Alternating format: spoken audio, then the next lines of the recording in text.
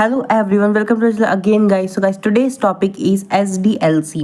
ठीक है, जो कि बहुत बहुत बहुत बहुत बहुत ही ज़्यादा IMP टॉपिक है, जो कि सॉफ्टवेयर इंजीनियरिंग का एक बहुत इंपॉर्टेंट टॉपिक है और इसका फुल फॉर्म है software development life cycle. So basically software development life cycle से हमें क्या समझ में आता है? सॉफ्टवेयर डेवलपमेंट लाइफ साइकिल यानी कि ये एक पूरी साइकिल है जिसकी हेल्प से हम सॉफ्टवेयर को डेवलप कर रहे हैं। सॉफ्टवेयर डेवलपमेंट मतलब कि उसका प्लानिंग से लेके उसका पूरा टेस्टिंग और मेंटेनेंस तक पूरा खत्म हो रहा है, वो पूरा डेवलप होकर तैयार हो जा रहा है, वो रन हो सकता है, ऐसा सॉफ्टवेयर डेवलप हो रहा है। उसकी पूरी लाइफ साइकिल यानी कि उसकी पूरी की पूरी वो साइकिल, वो सारे के सारे फेज जिनको फुलफिल करता हुआ वो आगे बढ़ता है और एक ऐसा पॉइंट आता है जब उसके सारे फेज खत्म हो जाते हैं और वो पूरी तरीके से डेवलप हो जाता है। तो इसी को ही लाइफ साइकिल बोलते हैं। इनफैक्ट लाइफ साइकिल सिर्फ सॉफ्टवेयर की नहीं, हर किसी चीज़ की होती है। हमारी खुद की लाइफ साइकिल है, फूड चेन्स वगैरह होते हैं, वो भी एक पूरे के पूरे लाइफ साइकिल्स में होते हैं। एनिमल लाइफ साइकिल होता है, एक दूसरे को खा के वो जिंदा रहते हैं। हम डे टू डे लाइफ में हर दिन हम एक लाइफ साइकिल ही जी रहे हैं। हम सुबह उठने से लेकर रात के सोने तक जो भी काम करते हैं हम वो रेगुलर करते हैं। नाश्ता करना, खाना खाना, नहाना, सब कुछ करते हैं वो हम रेगुलर करते हैं। रोज सुबह हम उठते हैं फिर रात को सो जाते हैं। तो ये क्या है, पूरी की पूरी पूरे दिन में एक साइकिल ही तो चल रही है। तो यही एक साइकिल होता है पूरे रिपीट की। और लाइफ साइकिल और ये जो सॉफ्टवेयर डेवलपमेंट लाइफ साइकिल है ये रिपीटेबल है, मतलब हर एक सॉफ्टवेयर के लिए कॉमन है। कोई सा भी सॉफ्टवेयर डेवलप हो रहा है, ये कॉमन चीज़ हर एक सॉफ्टवेयर में आएगी ही आएगी। उसी को ही लाइफ साइकिल बोलते हैं।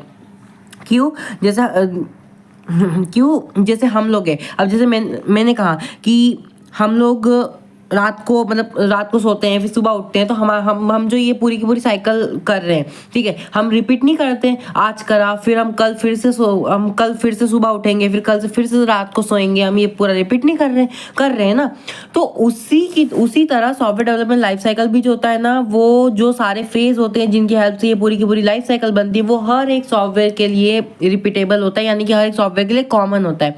अभी होता क्या क्या है, देखो, सबसे पहला फेज अगर आप देख सकते हो यहाँ पे, तो वो है प्लानिंग का। ठीक है, प्लानिंग मतलब क्या होता है? प्लानिंग मतलब कि किसी भी चीज को करने से पहले एक प्रॉपर प्लानिंग होना जरूरी है। चाहे वो सॉफ्टवेयर बना रहे हो, चाहे वो कुछ भी कर रहे हो, चाहे वो एग्जाम की प्रिपरेशन कर रहे हो, कुछ भी कर रहे हो, पूरे लाइफ अगर आप रियल लाइफ में भी कुछ कर रहे हो। तो अभी हम सॉफ्टवेयर की बात करें तो प्लानिंग किस तरीके से, कि किन किन प्लानिंग, मतलब एक पूरी प्लानिंग की सॉफ्टवेयर में कितने टीम्स लगेंगे, कितना क्या टूल्स लगेगा, कैसे क्या करना है, हमें कितना टाइम मिल सकता है एक सॉफ्टवेयर को बनाने के लिए। तो जो पूरी प्लानिंग होगी ना कि इसके डेडलाइन के अकॉर्डिंग हम कितनी टीम्स बना सकते हैं, कौन सा मॉडल्स यूज कर सकते हैं, इन सब ये जो सब पूरी की पूरी प्लानिंग, एक प्रॉपर प्लानिंग होता है ना, वो प्लानिंग आता है प्लानिंग फेज के अंदर।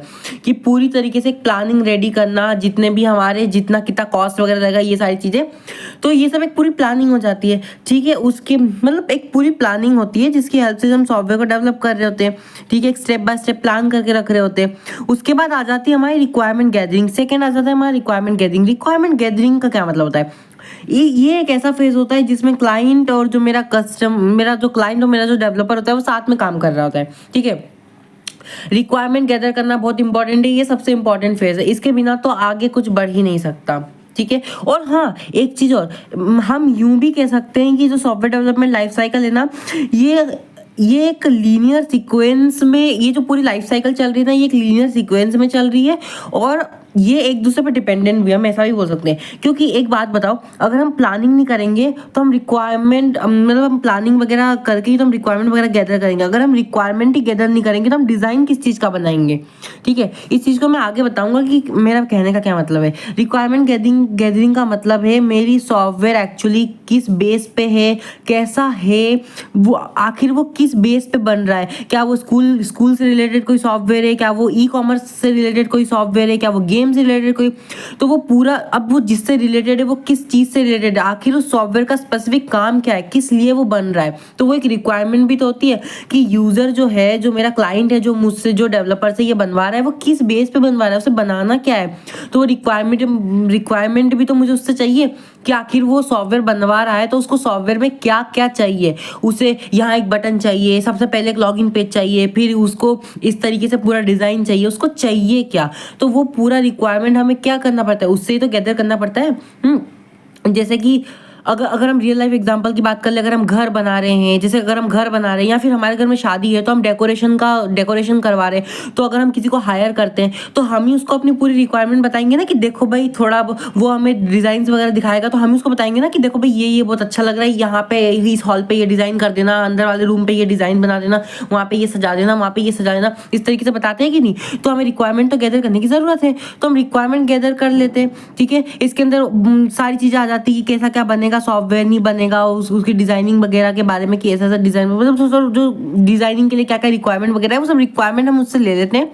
उसके बाद हमारा थर्ड फेज आ जाता है डिजाइनिंग फेज, ठीक है। जो हमने रिक्वायरमेंट गैदर करा उसके अकॉर्डिंग हमें वो चीज़ डिज़ाइन करनी है। डिज़ाइन करने का मतलब एक रफ ऑफ अवर सॉफ्टवेयर, यानी कि रफ डायग्राम बोल दो या फिर एक एग्जाम्पल ऑफ अवर सॉफ्टवेयर बोल दो, ठीक है। यानी कि एक प्रोटोटाइप, जैसे कि प्रोटोटाइप का मतलब है कि एक एग्जाम्पल ऑफ अवर सॉफ्टवेयर, यानी कि अपना एक मॉडल ऑफ अवर सॉफ्टवेयर कि हमारा सॉफ्टवेयर इन फ्यूचर अगर रियल लाइफ में बना तो वो इस तरीके से दिखेगा। तो वो जो डिजाइनिंग होती है ना, वो ब्लूप्रिंट, वो जो पूरा एक पूरा डिज़ाइन बनता है, वो डिज़ाइनिंग फेज के अंदर आता है, ठीक है। अब मैंने क्यों बोला एक दूसरे पे डिपेंडेंट है, क्योंकि अगर आपने नोटिस किया होगा तो देखो हम डिज़ाइनिंग किस बेस पे बना रहे हैं, रिक्वायरमेंट गैदरिंग के बेस पे। अगर मुझे पता ही नहीं है कि वो सॉफ्टवेयर क्या है, उसमें क्या क्या रिक्वायरमेंट है, मुझे बनाना ही क्या है, ये मुझे पता ही नहीं चलेगा, तो मैं डिज़ाइन किस चीज़ का बनाऊंगा। तो मुझे डिज़ाइनिंग फेज पे आने के लिए मुझे रिक्वायरमेंट गैदर करके रखना पड़ेगा, मुझे इस फेज को पूरी तरीके से कंप्लीट करना होगा, तब जाके तो मैं डिज़ाइनिंग फेज में आ सकता हूँ ना, तब जाके तो मैं डिजाइनिंग फेज पे आ सकता हूँ, ठीक है। तो डिजाइनिंग फेज जब कंप्लीट हो जाएगी उसके बाद उस डिजाइन के अकॉर्डिंग मेरा क्या बनना स्टार्ट होगा, मेरा कोड सॉफ्टवेयर बनना स्टार्ट होगा। यहाँ पे कोडिंग स्टार्ट हो जाएगी, यानी कि मेरा कोड स्टार्ट हो गया। अब मैंने कोडिंग करना, मेरी जो पूरी टीम थी उसने कोड करना स्टार्ट कर दिया, सॉफ्टवेयर धीरे धीरे बनना स्टार्ट हो गया।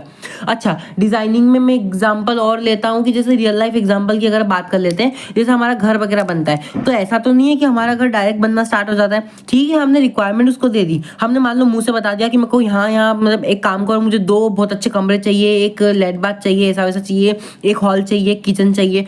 तो उसका एक डिजाइन भी तो होता होगा।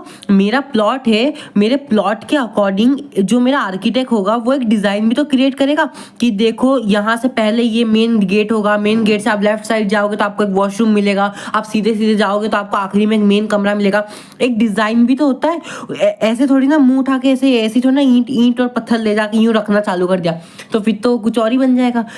तो ये होता है डिजाइन, यानी कि अभी डिजाइनिंग कैसे हो सकता है, ब्लूप्रिंट हम बोल सकते हैं, चाहे वो पेपर पेन पे भी हो सकता है, चाहे वो अलग किसी प्लेटफॉर्म पे भी हो सकता है, यानी किसी तरीके से डिजाइन हो सकता है पेपर पेन वगैरह पे। एक ब्लूप्रिंट, एक एग्जांपल आपके सॉफ्टवेयर का कि देखो इस तरीके से बनेगा, ये ऐसा ऐसा दिखेगा, यहाँ क्लिक करोगे तो यहाँ जाएगा, इस तरीके से देख लो, अगर आपको कुछ चेंजेस करना हो तो कर दो, ठीक है। उसके बाद कोडिंग इम्प्लीमेंटेशन स्टार्ट हो जाता है, यानी कि जितना भी आपने डिजाइनिंग फेज आपने देखा अभी यहाँ पे उसका कोड होना स्टार्ट हो जाएगा। उसके बाद आप देखोगे कि यहाँ पे टेस्टिंग है।